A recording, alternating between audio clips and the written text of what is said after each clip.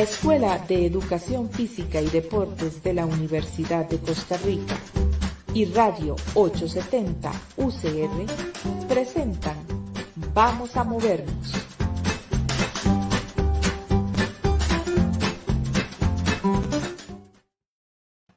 Bienvenidas y bienvenidos a Vamos a Movernos. Soy Gerardo Araya Vargas, docente de la Escuela de Educación Física y Deportes de la Universidad de Costa Rica y también académico en Ciencias del Movimiento Humano en la Universidad Nacional.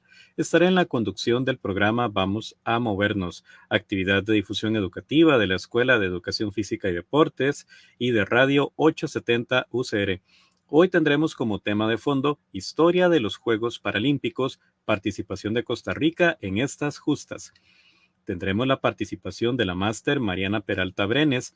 Ella es metodóloga del Comité Paralímpico de Costa Rica, quien nos brindará valiosa información sobre la historia de los Juegos Paralímpicos, la participación de Costa Rica en estas justas y el estado de deportistas con clasificación asegurada y probable para los Juegos Paralímpicos París 2024, que se celebrarán entre el 28 de agosto y el 8 de septiembre.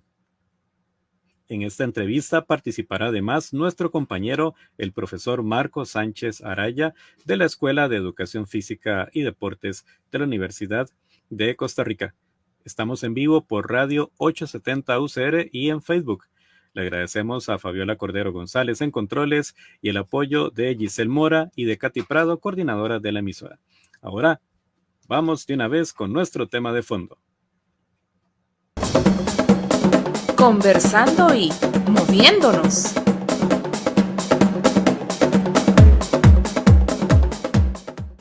En nuestro episodio de hoy en Vamos a Movernos iniciamos la serie de temas especiales camino a los Juegos Paralímpicos París 2024 a celebrarse entre el 28 de agosto y el 8 de septiembre.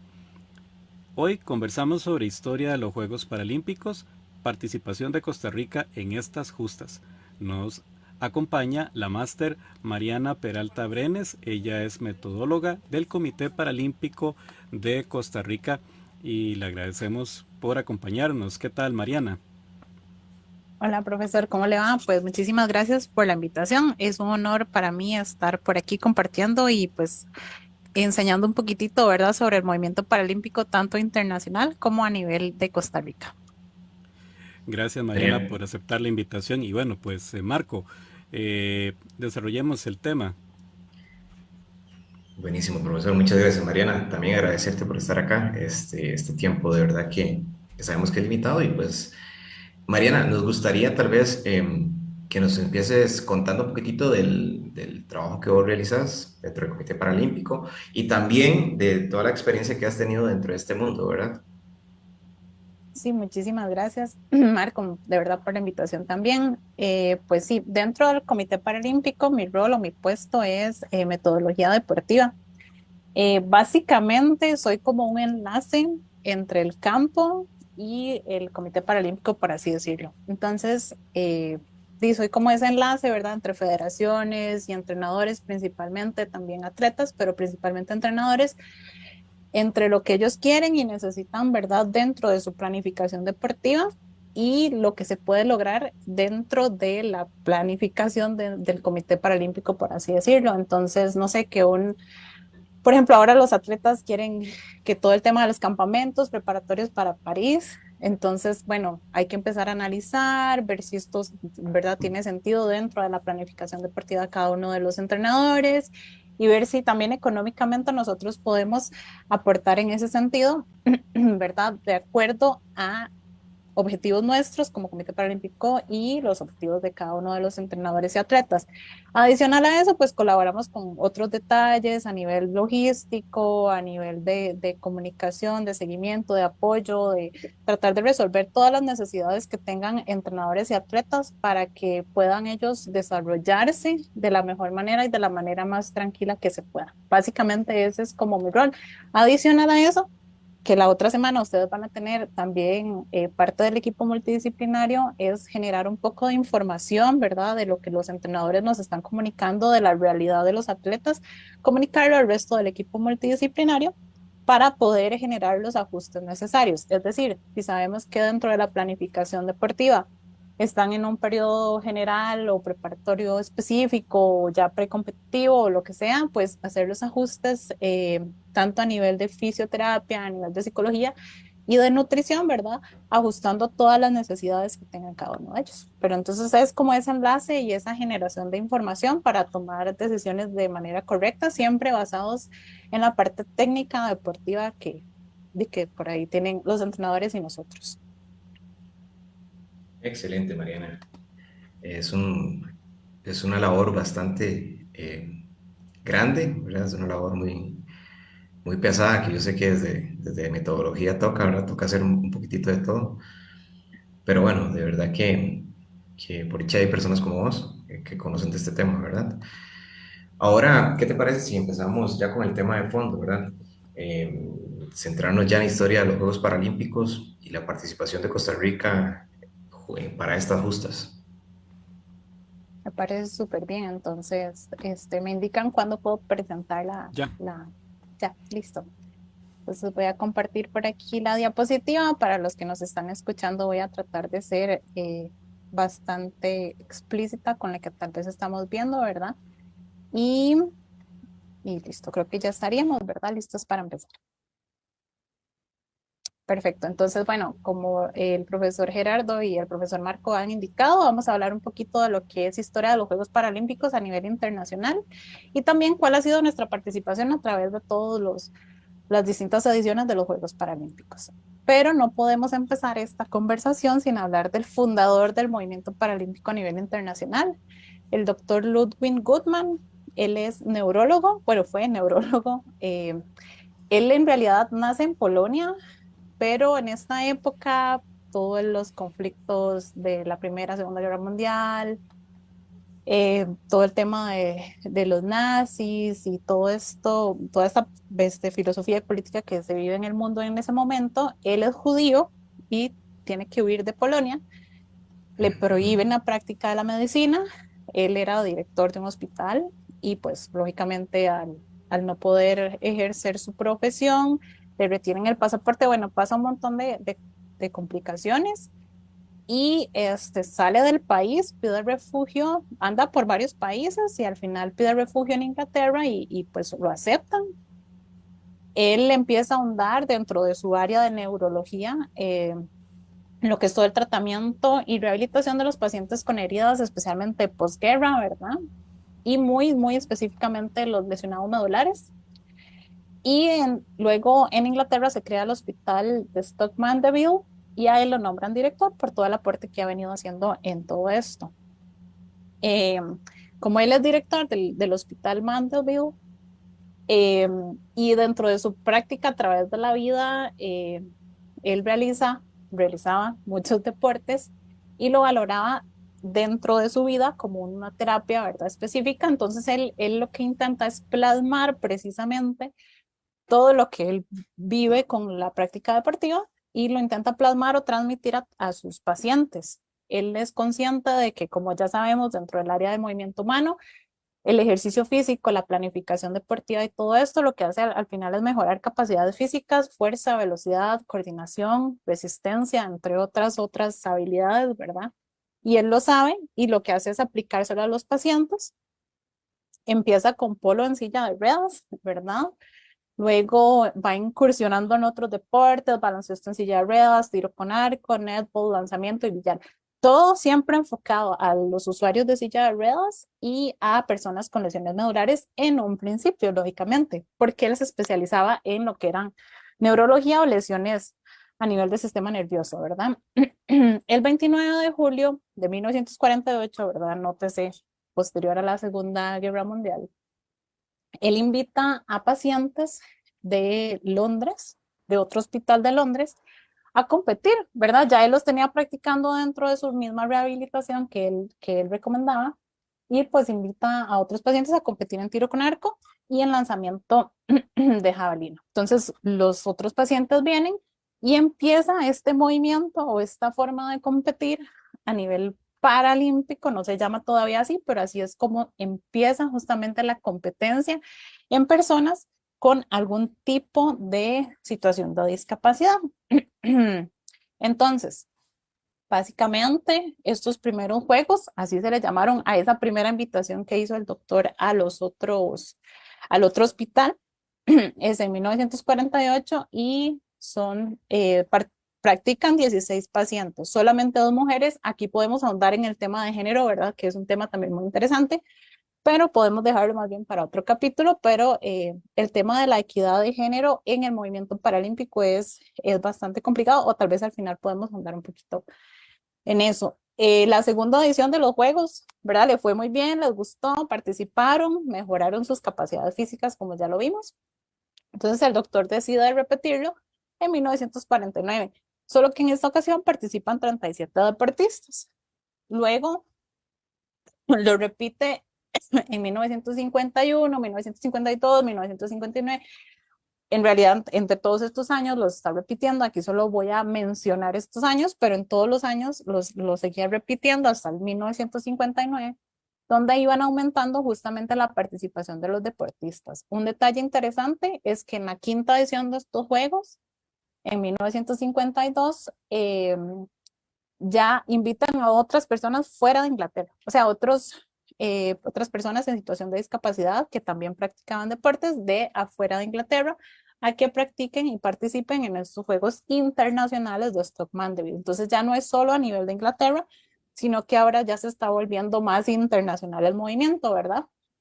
Y en 1959, por dar un ejemplo, son los 12avos Juegos de Stoke Mandeville, con 360 competidores, y ya participan 20 países. Entonces el movimiento genera rápidamente, ¿verdad? Porque en 10 años genera un crecimiento bastante importante y una aceptación en la población de situación de discapacidad muy importante y acertada.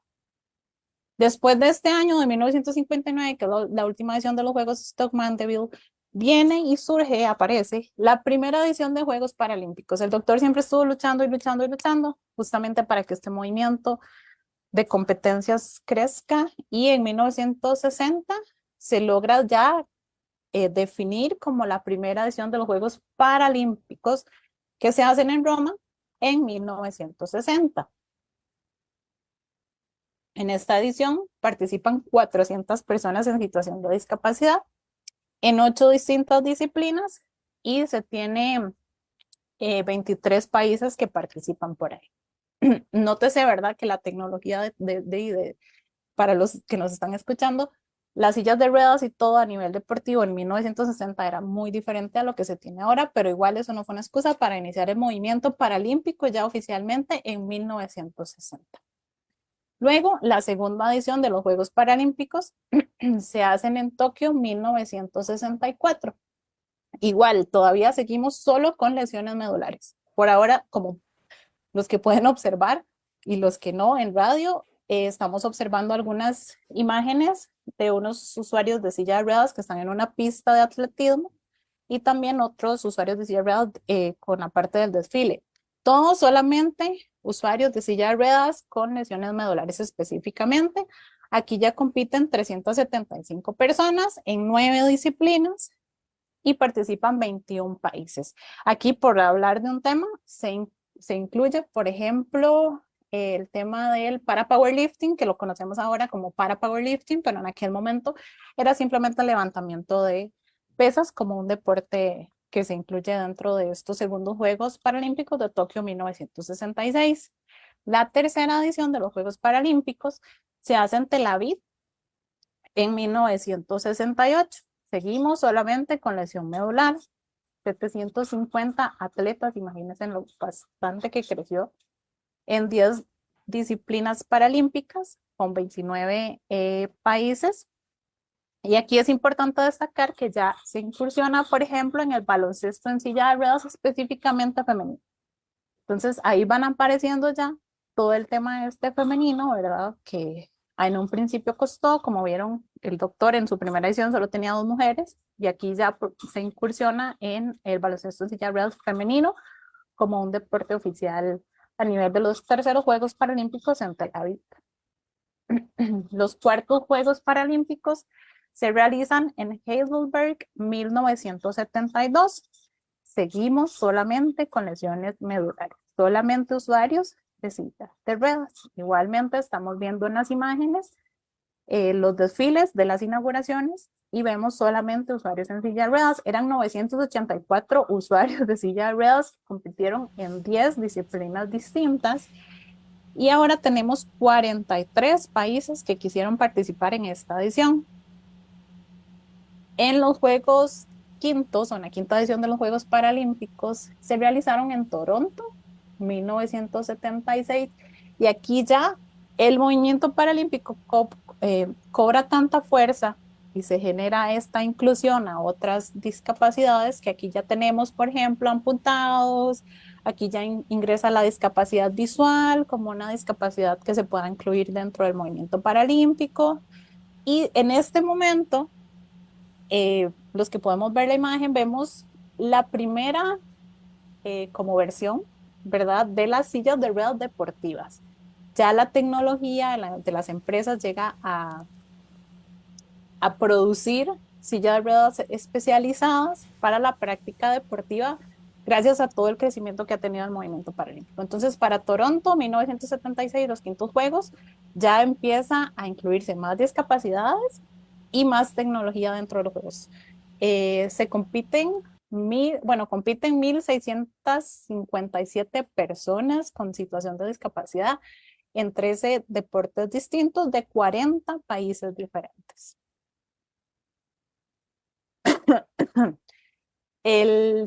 La sexta edición de Juegos Paralímpicos se hacen en Arnhem 1980, y disculpen la pronunciación, ¿verdad? 1980. Y aquí ya se incluye otra discapacidad más. Se incluye, por ejemplo, las personas con parálisis cerebral. Entonces aquí se incluye esta condición adicional como un criterio de elegibilidad para la práctica deportiva dentro del movimiento paralímpico. Y ya estas personas con esta crisis o con este criterio médico o con este diagnóstico médico ya pueden incluirse dentro del movimiento paralímpico. Por dar un ejemplo, se incluye también otro deporte. Dentro de los 13 que se compitieron en esta edición está voleibol sentado. En esta edición se incluye voleibol sentado y participaron 43 países.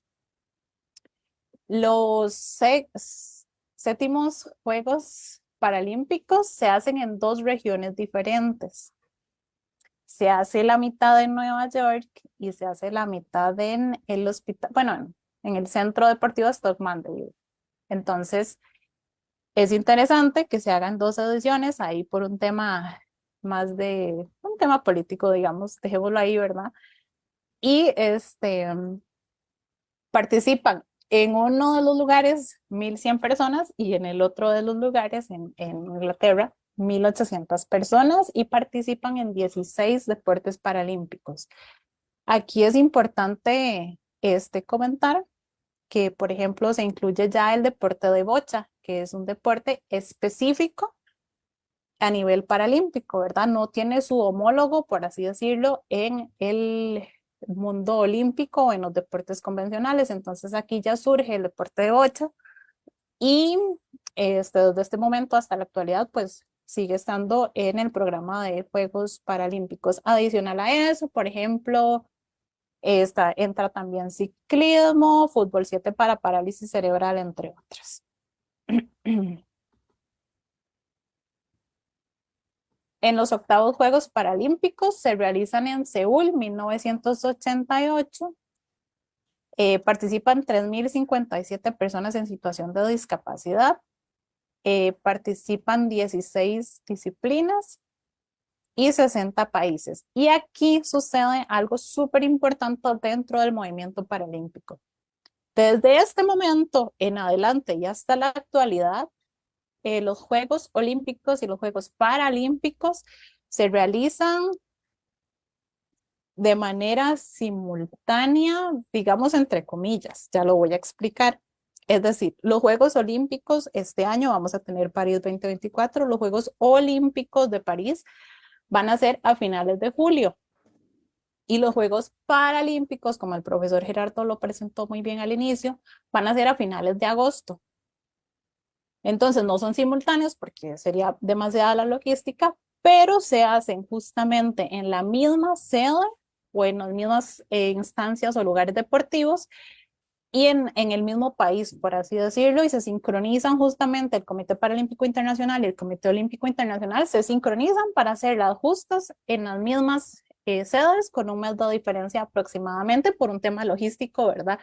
Pero que ambos atletas, tanto olímpicos como paralímpicos, tengan el acceso a las mismas instalaciones nuevas y el mismo acceso a la tecnología y a todo el tema de las villas y todo en equidad de condiciones, tanto olímpicos como paralímpicos. Entonces, a partir de Seúl 1988, se sincroniza justamente las sedes de los Juegos Olímpicos y Paralímpicos. Es decir, todas las ediciones anteriores que yo les dije, ninguna coincide, si se van a la historia, ninguna coincide con los Juegos Olímpicos, ¿verdad? Los Juegos Olímpicos se hacían podían ser en Europa y tal vez los Juegos Paralímpicos se hacían en Toronto, por ejemplo. Entonces no coincidían, pero a partir de Seúl 1988 se sincronizan. Y otro detalle importante es el tema de los ajitos. Para los que están observando la presentación, vemos 5 ajitos o 5 como comillas, por así decirlo. Y eso empieza a ser el logo del movimiento paralímpico. ¿Por qué los ajitos son tan importantes? Y hasta el día de hoy, todos los comités paralímpicos tienen que tener los ajitos dentro de sus logos. ¿Y por qué es tan importante?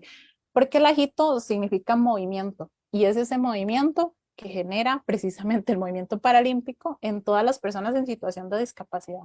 Y es principalmente eso, promover el movimiento, promover el deporte, promover la equidad justamente en personas en situación de discapacidad. Entonces esos eran los Juegos de Seúl 1988. Pasamos a Barcelona 1992. Aquí Costa Rica ingresa en la historia de los Juegos Paralímpicos y aquí tenemos nuestra primera participación a nivel de Juegos Paralímpicos. Se obtuvo la participación de 2.999 personas alrededor del mundo para atletas en 15 disciplinas con 83 países. Uno de estos 83 países era Costa Rica. Y pues se realizó en Barcelona. Aquí ya surge el Comité Paralímpico Internacional como ente que controla y que dirige todo el tema de los Juegos Paralímpicos y a nivel de Comité Internacional también, ¿verdad? Se ingresa al tema de los controles antidopaje, los mismos controles de dopaje o antidopajes que tienen los atletas olímpicos, tienen exactamente los mismos los atletas paralímpicos. Pertenecemos igual a la WADA es la que hace el control antidopaje en todos nosotros, bueno, en todos los atletas paralímpicos y en todo el movimiento paralímpico. Y surge algo muy importante, que son las clases deportivas. ¿Qué son las clases deportivas dentro del movimiento paralímpico? Es la forma en la que se logra evaluar física, cognitiva o visualmente las discapacidades de las personas para poderlas agrupar, para que puedan competir con otras personas que tengan situaciones similares. Entonces, es decir, no vamos a poner a competir a una persona de talla baja contra Sherman Whitty, que es amputado.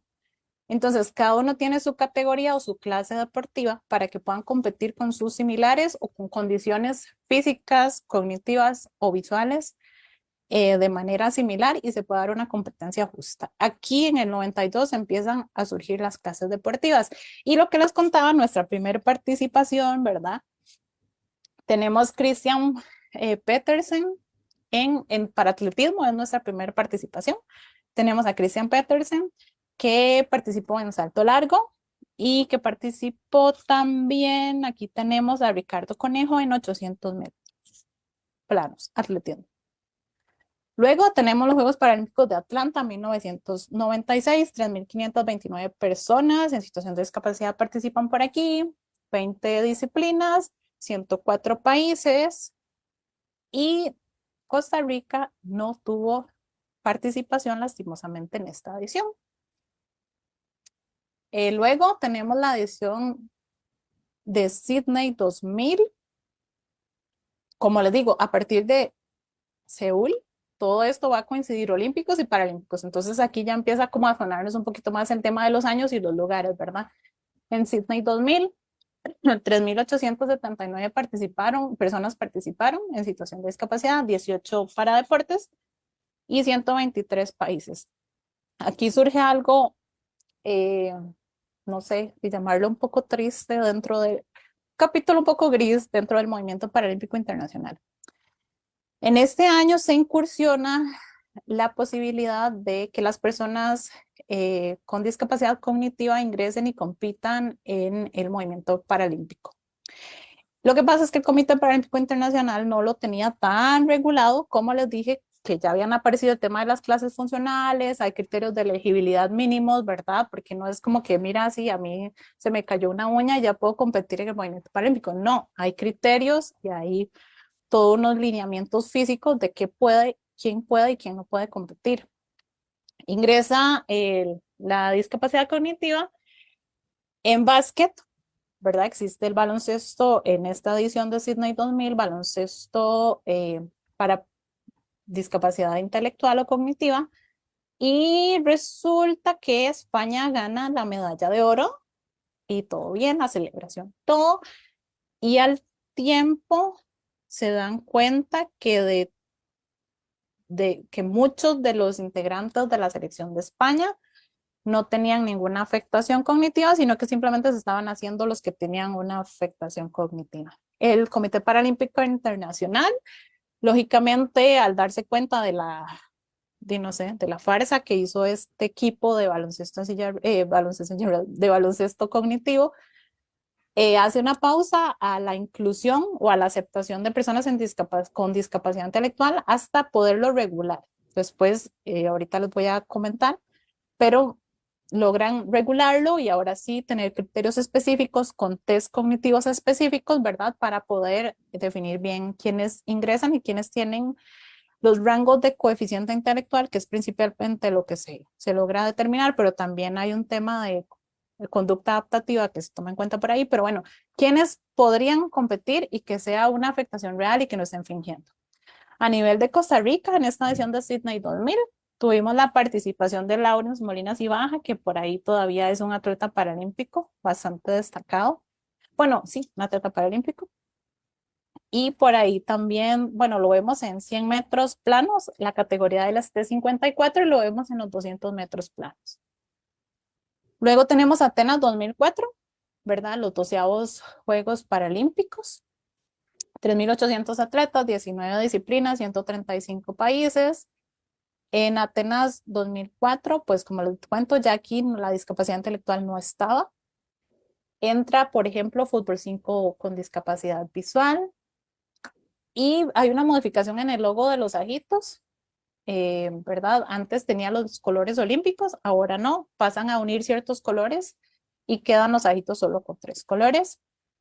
Y aquí tenemos la participación de natación por primera vez de Costa Rica en los Juegos Paralímpicos. Tenemos a Luis Carlos Fernández, que compite en 200 metros combinado. Y por acá tenemos igual a Luis Carlos Fernández en 100 metros doros. La categoría de él es S10, ¿verdad? Como les digo, esa categoría es el grupo en el que se logran o se logran incluir a las personas dependiendo de su funcionalidad física. Luego vienen los Juegos número 13, los Juegos Paralímpicos números 13avos, en Beijing o Pekín, ¿verdad? 2008, 3.950 personas, 20 disciplinas paralímpicas y 146 atletas. Esto fue bastante impactante, importante a nivel televisivo y a nivel de publicidad. Se logran determinar que aproximadamente 4 billones de personas lograron sintonizar esta edición de los Juegos Paralímpicos, entonces se logra tener un crecimiento bastante importante a nivel de publicidad.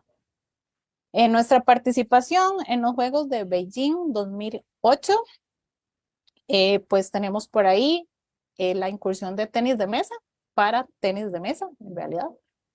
Y por acá tenemos al doctor Giovanni Rodríguez, que también es actualmente todavía atleta para tenis de mesa.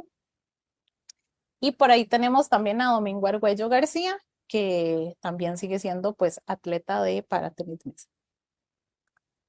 Luego tenemos la edición de Juegos Paralímpicos Londres 2012. Tal vez alguno de nosotros ya por aquí tenemos un poco de más de memoria, ¿verdad? De estos Juegos a nivel olímpico y paralímpico. 4.237 para atletas, 20 disciplinas, 164 países participantes. Como ven, realmente las disciplinas se han mantenido como bastante estables a través de las distintas ediciones. El número de países y de atletas es el que ha crecido pues bastante a través de las distintas ediciones. Y en esta edición vuelve a ingresar el tema de la discapacidad intelectual. ¿Se acuerdan que les conté que en el 2000 ¿verdad? Se retiró un momento, o el Comité Paralímpico Internacional les puso una pausa? Pero resulta que en el 2012 ya lograron estructurar y hacer las métricas y las mediciones o los test, ¿verdad? O la estructura correspondiente en la clasificación de discapacidad intelectual. Y en esta edición logran volver a incluir a las personas en situación de discapacidad intelectual, pero solamente en 3 deportes, y hasta el día de hoy siguen estando solo en 3 deportes: para atletismo, para natación y para tenis de mesa. Solo en esas 3 ediciones, en esos 3 para deportes, perdón, pueden participar las personas en situación de discapacidad cognitiva. Y a nivel de Costa Rica tenemos la participación de paraciclismo. Por primera vez tenemos a Dax Jaikel, paraciclista de la categoría C4. Y por acá también tenemos nuevamente a Lawrence Molina, categoría T54 en paratletismo, pero en esta vez ya no en velocidad, como lo vimos en las ediciones anteriores, sino esta vez en maratón. Juegos Paralímpicos de Río 2016, 4.328 personas, 22 disciplinas, como les digo, por ahí anda 20, 21, 22, 160 países. Entra ya, por ejemplo, el paratriatlón como un deporte paralímpico propiamente. Y acá pasa algo muy interesante. Bueno, aquí tenemos todavía a José Jiménez, que también es de la misma categoría de Laures Molina, T54 en paratletismo, en el tema de maratón. Por acá tenemos también a Leonel Solís, que es otro paraciclista que también actualmente se encuentra activo, igual que Dax, el anterior que hablamos de paraciclismo, también se encuentra activo. Y algo muy, muy, muy importante es que se tiene la primera, en Río 2016, se tiene la participación de la primera mujer que logra competir en Juegos Paralímpicos. Y esta es Camila Haase, que ya tenemos la dicha, adelantándome en la temática, ya tenemos la dicha de que Camila Haase también está clasificada para París 2024. Entonces, la primera edición de Juegos Paralímpicos donde Costa Rica tiene representación femenina es hasta el 2016. Nótese lo mucho que nos costó. Desde el 92 están participando los hombres en Juegos Paralímpicos y hasta el 2016 se logra la participación femenina. Es un tema por ahí que pues hay que promover un poquito más los espacios para que las mujeres puedan practicar algún paradeporte. Y la última edición o la más reciente que tuvimos, ¿verdad? Es Tokio 2020, que en realidad fue en el 2021, pero ya todos sabemos la dinámica de la pandemia, ¿verdad? Que atrasó un año Juegos Olímpicos y Paralímpicos. Y se tienen 22 paradeportes. 4.400 personas en situación de discapacidad logran competir en esta edición, 162 países. Y se hace historia, porque como ustedes vieron, a través de las distintas ediciones de Juegos Paralímpicos, 1, 2, 3 personas lo más habían podido participar en la misma edición de Juegos Paralímpicos. Y en esta edición de Tokio 2020 se logra clasificar a 6 paratletas en las justas del 2021. Henry Rabe, Sherman Whitty, Steven Román, Diego Quesada, Camila Haase, Andrés Molina, Ernesto Fonseca, Melissa Calvo y José Pablo Giro, en distintas disciplinas como para ciclismo, para atletismo, para tenis de mesa, para tiro con arco, para natación, para taekwondo y tenis en silla de ruedas. Ernesto y Melissa son de para atletismo también. Entonces, se hace historia, se logran clasificar a 9 personas a Juegos Paralímpicos en una diversidad de deportes que nunca se había logrado. Entonces se logra hacer historia importantísima a nivel de a nivel de movimiento paralímpico costarricense.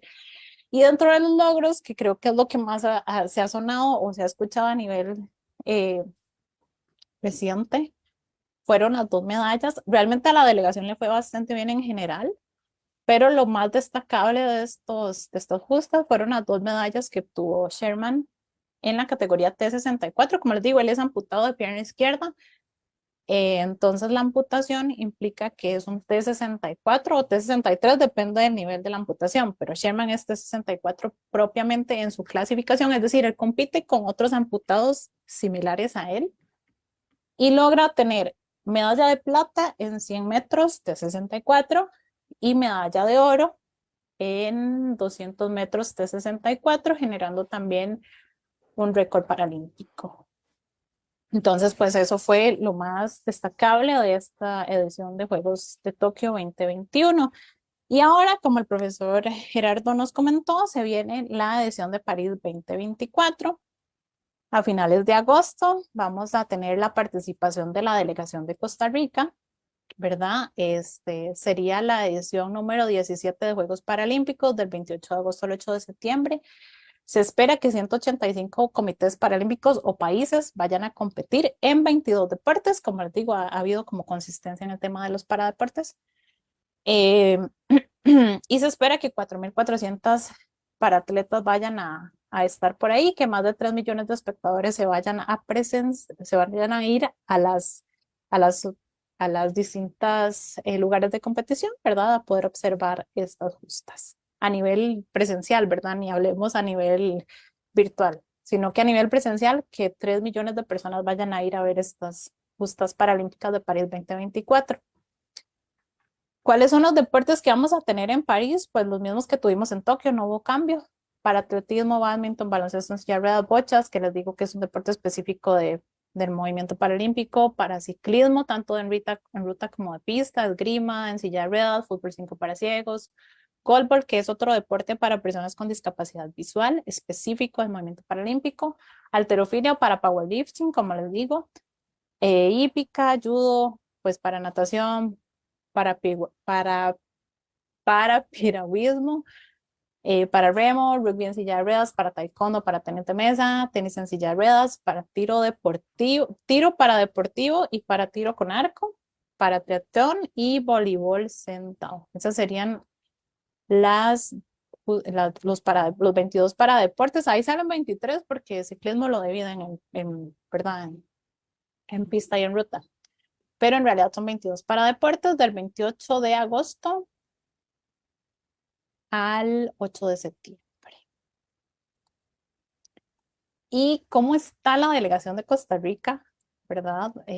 Justamente para para París 2024, que es en lo que estamos trabajando todos en el movimiento paralímpico. Yo sé que todos los paratletas y todos sus entrenadores están dando su mejor esfuerzo justamente para lograr, y han hecho su mejor esfuerzo para lograr las distintas cuotas o los distintos pases a París 2024. El primer clasificado que tuvimos fue Sherman Whitty en el Campeonato Mundial del año pasado. Él va a competir en 100 y 200 metros en la categoría T64. Esperamos que por ahí también haya un podio. Realmente es la proyección que se tiene. Por acá, a los que pueden observar, tenemos a Diego Quesada y a Pilar Riveros. Ambos son para tiro con arco. Ellos utilizan el arco compuesto. Ellos están compitiendo en la categoría Open. Ellos dos ya tienen cupo directo. Ellos lograron el cupo directo. Pilar lo logró en Santiago 2023, en los Juegos Panamericanos pasados, y Diego lo logró en el Campeonato Mundial del año pasado. Así fue como lograron el cupo directo. Paola Arana, de tiro para deportivo, es decir, pistola de aire en este caso, categoría P2, que es pistola de aire. Paola Arana también logra su cupo directo en las justas de los Juegos Panamericanos Santiago 2023, y ella obtiene su cupo directo porque obtiene medalla de plata en Juegos Panamericanos. Pilar obtuvo medalla de oro en los Juegos Panamericanos, por eso también tuvo el cupo directo. Y recientemente hemos tenido la noticia de Camila Haase y de Andrés Molina, que ellos también, por medio de invitación bipartita, van a lograr participar en los Juegos Paralímpicos. Andrés Molina es de para taekwondo, categoría K44 menos 80 kilogramos, y Camila Haase, su categoría es SM9 y SB8. Específicamente va a competir en 200 combinado y 100 pecho, lógicamente en paranatación. Hasta el momento estos 6 son los que ya tienen cupo en mano y que van a participar, si Dios lo permite, en los próximos Juegos Paralímpicos de París 2024. Pero tenemos la proyección de que otros más se le vayan a sumar. Melissa Calvo, por ejemplo, en la categoría T13, es decir, para atletismo, tiene la posibilidad también de, y esperamos que le den la invitación. Ernesto Fonseca, categoría T51, en 100 y 200 metros planos en paraciclismo. Él podría ingresar por high performance o también por un tema de invitación, ¿verdad? Hay que ver cómo se mueve al final el tema del high performance o de estas marcas, ¿verdad? De alto rendimiento que hay que cumplir también. Entonces ahí estamos en veremos cómo termina el tema de las high performance. José Pablo Gil, igual estamos a la espera de ver cómo termina el ranking, a ver si obtiene su cupo directo o si es por medio de algún tipo de invitación, igual que Valeria Valverde, estamos los dos esperando en que se corte o se haga el corte del ranking de tenis en silla de ruedas para ver en qué posición quedan, a ver si logran entrar mediante cupo directo o mediante invitación. Y Henry Rabe, que él es atleta olímpico y atleta paralímpico, ¿verdad? Él tuvo la participación de Juegos Olímpicos convencionales y luego sufre su accidente y pasa a ser un atleta paralímpico y ha tenido también participación en Tokio, por ejemplo, tuvo. Entonces, creo que es la única persona a nivel de Costa Rica que ha tenido la experiencia de Juegos Olímpicos y Paralímpicos. Y Henry Rabe, estamos esperando como el resultado de la invitación bipartita. Entonces, la proyección, ya se tienen 6, la proyección es que puedan ir en el mejor de los escenarios, ¿verdad? Que puedan ir todos ellos, completando 11 para atletas en Juegos Paralímpicos. Y básicamente esa sería lo que les vengo a compartir por aquí, ¿verdad? Dentro de lo que estamos realizando en el movimiento paralímpico. Excelente. No, buenísimo, Mariana. Excelente. Marco. Buenísimo, Mariana, muchas gracias. De verdad que este tema, en algún momento estuve cercano, ¿verdad? De hecho, trabajé con Steven Román y con Melissa Calvo, y recuerdo que ellos en su momento prácticamente estaban haciendo concentración junto con Sherman en las cabañas del Comité Olímpico, ¿verdad? Entonces, y de hecho es una de las preguntas que me surgen ahorita directamente a tu labor y de lo que te has topado, ¿verdad? En el día a día. Por lo menos desde el punto de vista olímpico, ¿verdad? Yo me recuerdo que los atletas eran muy obsesivos, ¿verdad? Con su deporte y vivían el deporte y se levantaban pensando en el deporte, ¿verdad? Era como muy de ellos, ¿verdad? No sé desde los paratletas, con qué te has topado, cómo los ves vos, ¿verdad? En su día a día. Sí, realmente, creo que esos son los atletas al final que son los que logran llegar justamente a los Juegos Paralímpicos, ¿verdad? Todos estos ejemplos de los que ya les comenté, por ejemplo, que ya tienen cupo o que están intentando llegar a cupo, son igual súper profesionales a nivel de deporte. O sea, entrenan todos los días, sea Navidad, sea lo que sea, ¿verdad? Ellos y tienen justamente esa disciplina porque es la única forma en la que puedan llegar a tener estos logros deportivos, ¿verdad? Pero todos, o sea, les estoy diciendo que Paola Arana todos los días, ella entrena en el Estadio Nacional, entonces Diego Quesada, Pilar también dentro de sus distintos campos de tiro, Sherman en Atillo, usted lo puede encontrar ahí en las mañanas, Melissa, Ernesto, Henry Rabbit también en Cartago, se lo va a tomar todos los días allá, ¿verdad? Por aquí me falta, tenemos a Camila, ni se diga, Camila viene de un campamento que de hecho ahorita todos están como intentando afinar detalles, ¿verdad? Camila viene a un campamento como de 2, 3 meses que estuve en Europa afinando y tratando de mejorar un montón a nivel técnico con, con su entrenador, que es de España, de hecho, Andrés Molina, y aquí está con José Luis López, José Luis, que es el entrenador de la Federación de Taekwondo, que es tanto convencional como a nivel de para taekwondo. Y también todos los días entrena, doble sesión, que en la mañana tienen gimnasio y en la tarde tienen combate. Valeria Valverde y José Pablo Gil también, como siguen activos y su ranking todavía está activo, ellos siguen compitiendo. José Pablo se fue hace poco a hacer una gira como de 2 meses a Europa a ganar puntos para el ranking. Y Valeria también andaba en Colombia y ahorita seguramente van para Canadá para tratar de ganar los últimos puntos. Ernesto Fonseca, Melissa también, los de atletismo usted siempre los va a ver por ahí.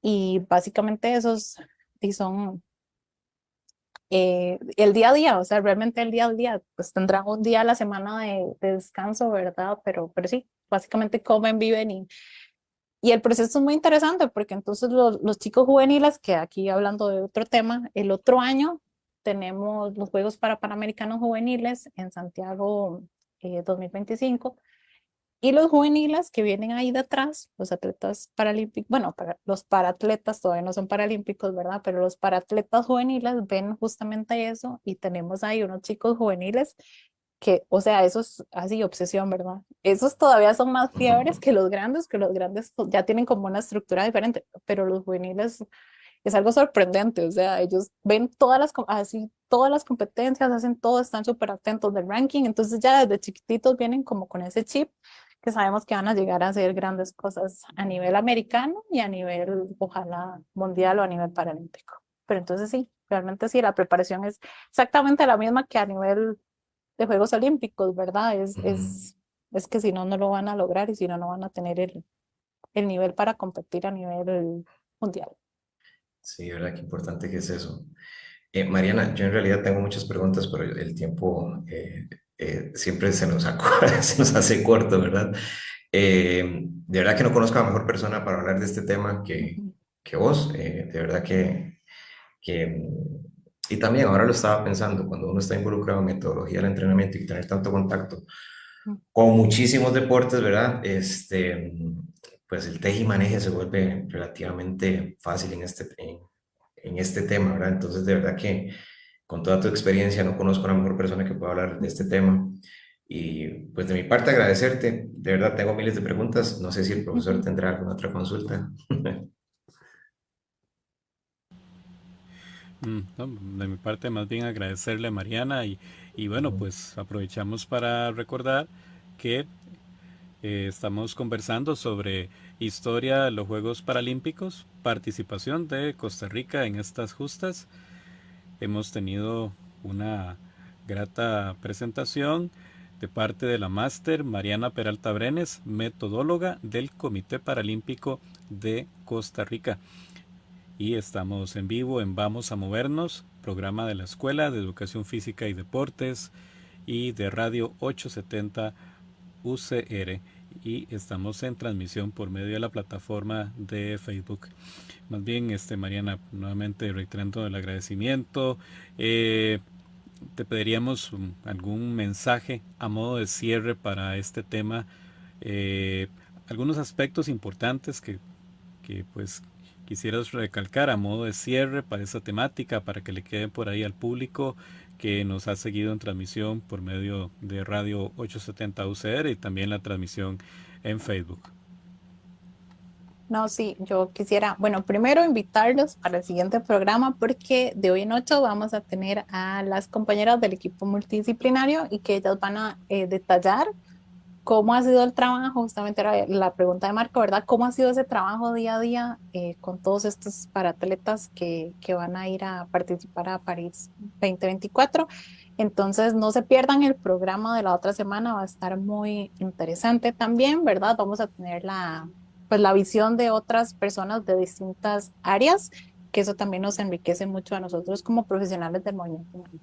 Y ya como a modo de cierre, Me gustaría decirle bueno, primero agradecer el espacio. Realmente es muy importante que estos espacios se generen, que se genere conciencia y que se haga eco, porque muchas veces vemos como mucho de fútbol convencional y de muchas cosas así, ¿verdad? Entonces es importante generar estos espacios para deportes no tradicionales o en este específicamente para deportes o deportes paralímpicos. Entonces agradecer eso, motivar a la gente para que esté más atento, que los siga a los paratletas en redes sociales. Todo esto nos genera, a todo el movimiento paralímpico costarricense nos genera cosas muy buenas. Entonces para que estén ahí atentos, lean todas las notas que ustedes vean en toda la prensa, ¿verdad?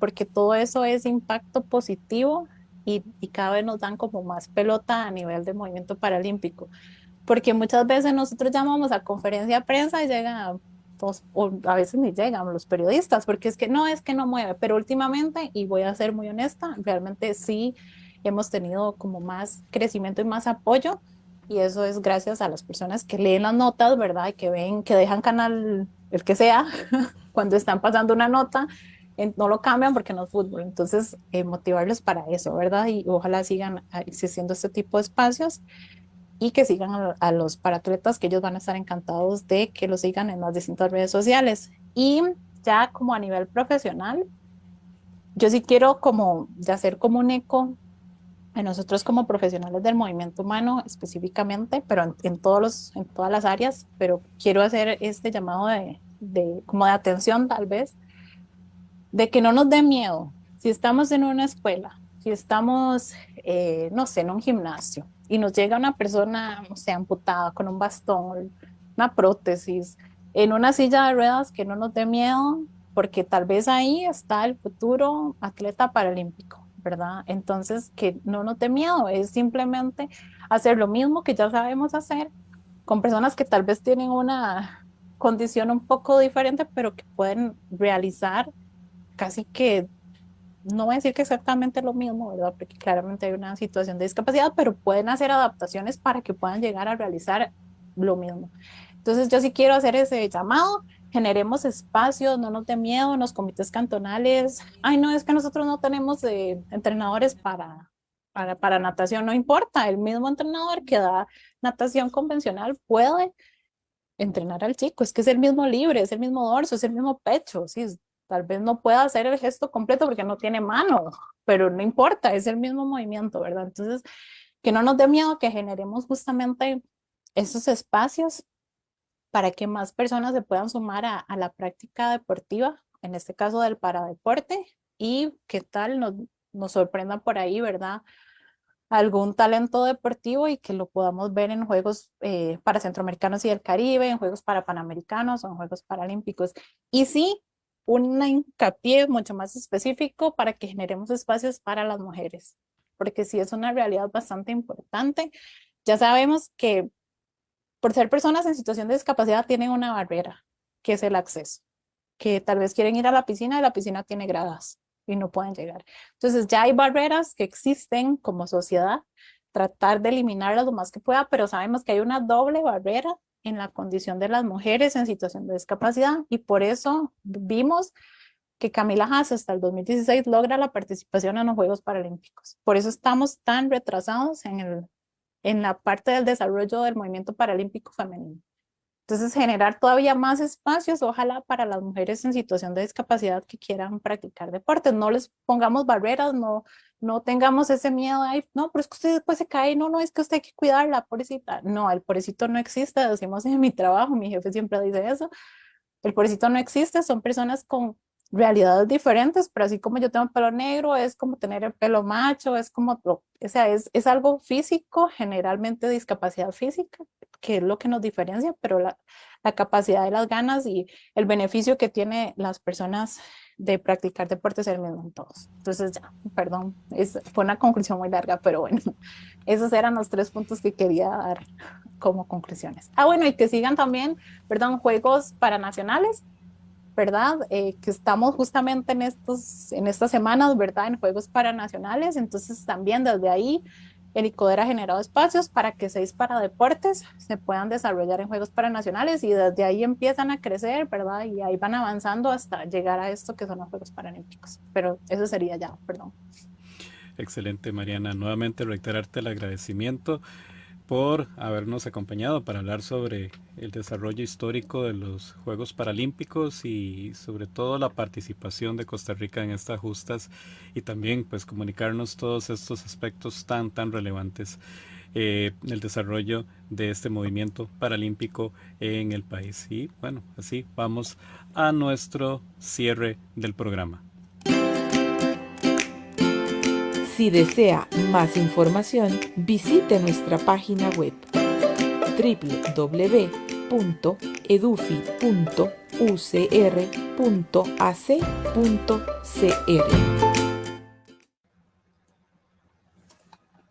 Esperamos que la información que hemos compartido hoy sea de ayuda para quienes nos han sintonizado. Hoy estuvimos con ustedes Gerardo Araya Vargas y Marcos Sánchez Araya, docentes de la Escuela de Educación Física y Deportes de la Universidad de Costa Rica, y en los controles nos acompañó Fabiola Cordero González, a quien le agradecemos. Les esperamos el próximo lunes a las 11 de la mañana en este espacio denominado Vamos a Movernos, y aquí en la 870 UCR. Movámonos por salud, movámonos con seguridad y quédese en sintonía de la 870 UCR.